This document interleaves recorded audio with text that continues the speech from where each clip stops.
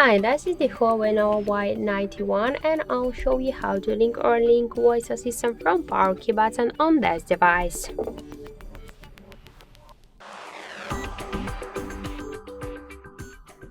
So open first the settings application and then scroll all the way down to accessibility features. Tap to shortcuts and gestures, tap to L voice, and to use the assistant from power key you should click on the switch or wake voice power button or just to turn it off. And now let's press and hold for 3 seconds the power key button.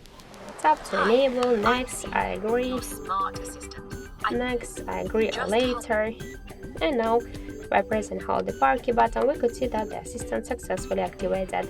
If you want to turn it off, just click on the switcher once again and that's it.